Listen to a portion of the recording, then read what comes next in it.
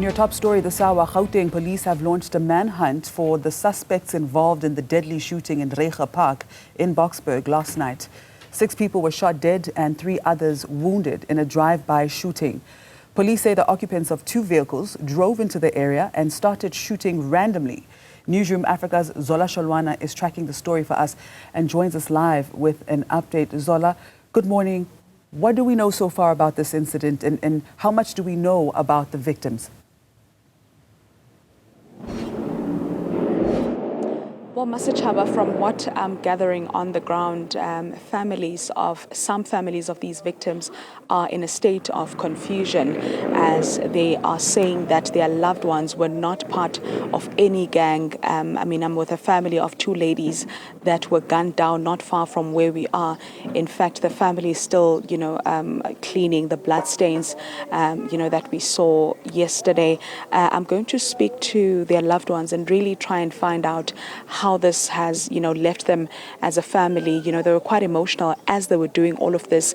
As one of them actually said they came and they saw the body, and while they were trying to deal with the trauma of seeing their mother's lifeless body, they allegedly received threats that these guys could possibly come back and they had to run away.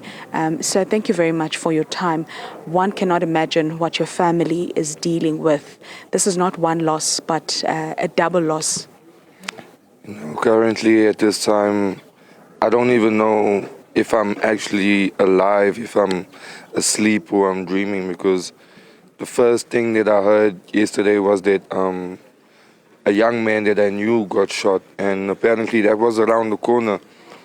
And 5 minutes later, I heard that both of my aunts were gunned down, and this isn't a case of wrong place, wrong time. No, not at all.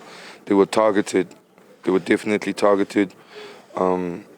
Just looking at the proximity, one laying here and the other there, they were definitely targeted, and they almost killed my grandmother as well, because when she came here, apparently these people came back to make sure that these 2 ladies were actually dead. And I'm really, really, really, really traumatized by this. I couldn't even come immediately at the time because I live a distance from here. And when I was on my way here, people kept telling me, you can't come, you can't go. Even in the area where I was at, there was a lot of shooting happening, so I couldn't even leave the house where I was at. I didn't sleep at home last night. First opportunity that I got this morning, as I woke up, I didn't even think of anything else but coming here to actually find out what really happened, what was the situation. I'm scared that further families of my family could be targeted.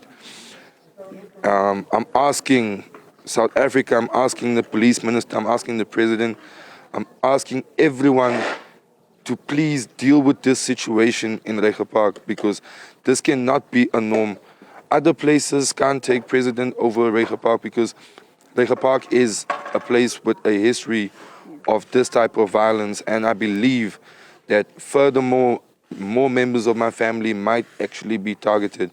And this is the thing that's happening in Reiger Park, and we're tired of the police in Reiger Park or in Boksburg in general going after drug addicts and instead of going after real criminals. We want to see you fight real crimes, guys.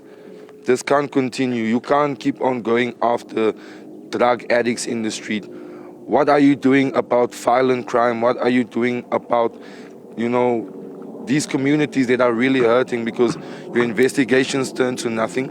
We don't believe in the justice system anymore.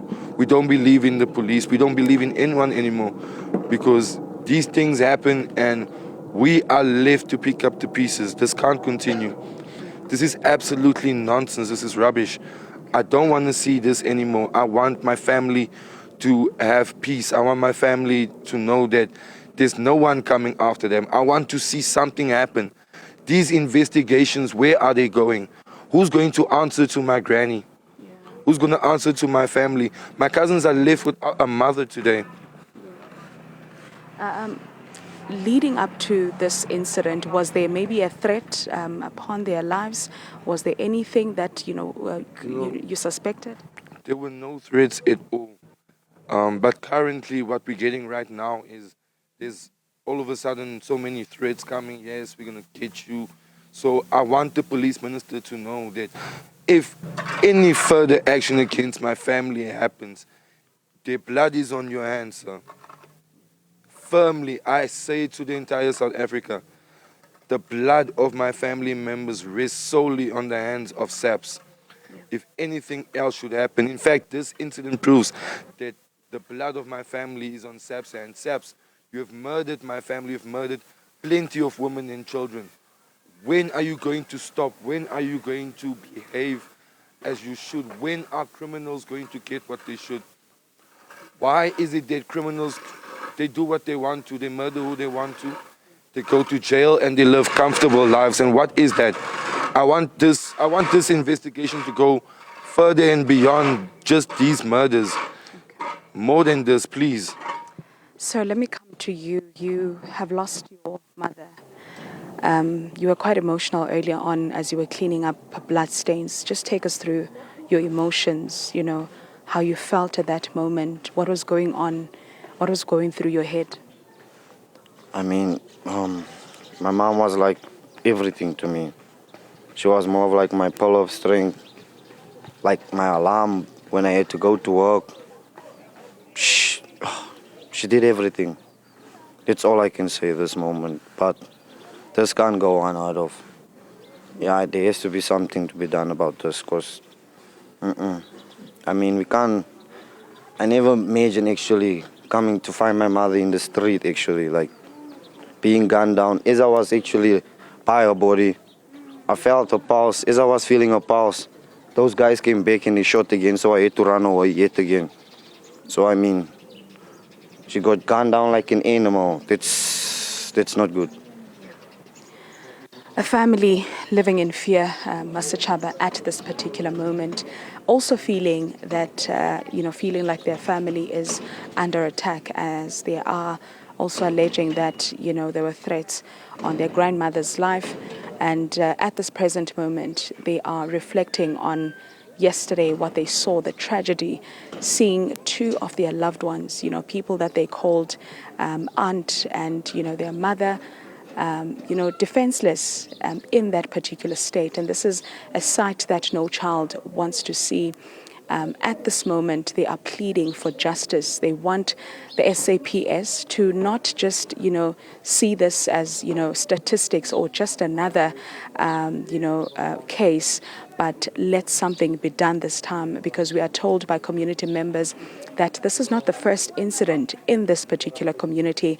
There's a lot of them. Some of them go unreported, and really nothing ever gets to be done. So they're hoping that with their case, the perpetrators will be brought to book. For now, back to you in studio. Thanks, Zola. Zola Sholwana, Newzroom Afrika reporter, who is tracking that story for us very closely.